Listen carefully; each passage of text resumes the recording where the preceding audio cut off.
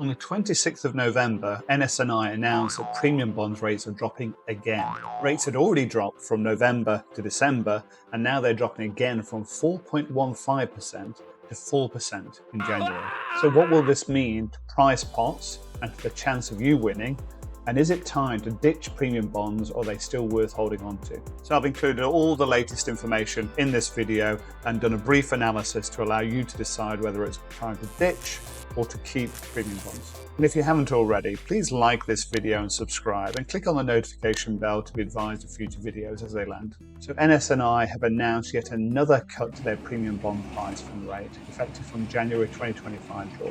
This comes just after the previous reduction, which took the rate from 4.4% to 4.15% in December. Now the rate is dropping again to 4% for the January 2025 draw, which means it's even harder to beat the returns you can get with regular savings accounts. So why are rates dropping? Well, NS&I have stated that it's to balance a few things. It's to help them balance the financial targets they have set against them, while balancing the interest of savers, taxpayers, and the wider financial services sector. So what does this really mean? Well, there's three factors the NS&I consider when reviewing rates. There's the Bank of England base rates, the competitive environment, and their funding targets, as they're expected to raise a specific amount of money for the government on an annual basis. These are then used to calculate the prize fund rate, which then goes to calculating the value and number of prizes awarded. So the Bank of England base rate is a key factor. And as the inflation rate has been trending down, although it did increase to 2.3% from 1.7% last month, and because of that trending direction, the Bank of England has lowered their interest rates in November to 4.75%. And we should expect, as inflation stabilises, that bank interest rates will reduce over time, with current estimates suggesting that rates could drop to around 4% by September 2025. And this will have a knock-on effect to the premium bond prize fund rate. So let's get into what impact these changes have on winnings from January onwards. The odds of winning any prize remains the same at 22,000 to 1 for every £1 bond you hold. However, this doesn't tell the whole story. The total value of the prizes is also shrinking. In January 2025, the estimated prize fund will be 431 million, spread across almost 6 million prizes. That's down from 435 million in December. As a slight aside, if you're interested in how much my daughter and I have won with £100,000 invested in premium bonds, then you can see that video linked above. So let's get into the specifics of the changes. This table shows the impact across each of the prize ranges. You can see that there will still be two £1 million prizes each month, but there's been a reduction across all the other big prizes. And perhaps more concerning, those of us with average luck, there's been a reduction in the £100 and £50 prize pots. These have reduced by over 71,000 from the December levels. Conversely, there has been an increase in the number of £25 prizes by over 306,000. So here's my take. I can't help thinking that the team at NS&I are playing a little psychological trick with us, trying to keep us hooked by giving us more £25 prizes. And psychologically, this is a really interesting approach they've adopted. There's a few psychological mechanisms this taps into.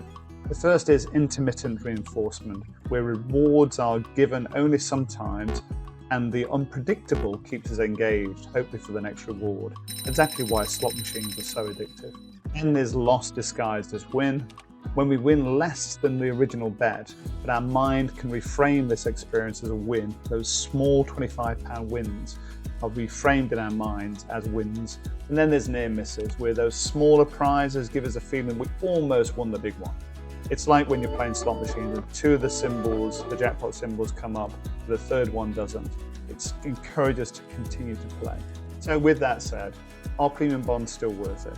Well, let's look at the alternatives. According to MoneySavingExpert.com, thank you Martin Lewis, we can currently get up to 5.18% on easy access cash ISAs and up to 4.85% with standard easy access savings accounts. These offer a guaranteed return, unlike the lottery-style nature of premium bonds, and of course still benefit from the SSCS guarantee of £85,000. So after all this, why decide to stick with premium bonds? Well, there's two major reasons. The tax factor. One of the main advantages of premium bonds is that the prizes are tax-free. But of course, if we consider the personal saving allowance, basic rate taxpayers can earn £1,000 interest tax-free.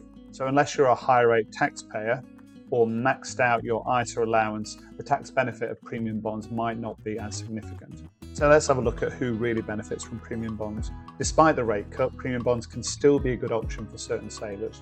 As mentioned, high rate taxpayers can benefit from tax-free nature of the prizes, and also those who have maxed out their ISAs and pension contributions and want to keep their cash easily accessible. So what's the verdict? Well, ultimately, the decision of whether to ditch or keep premium bonds depends on your individual circumstances. If you're looking for guaranteed returns, consider switching to a high interest savings account or a cash ISA.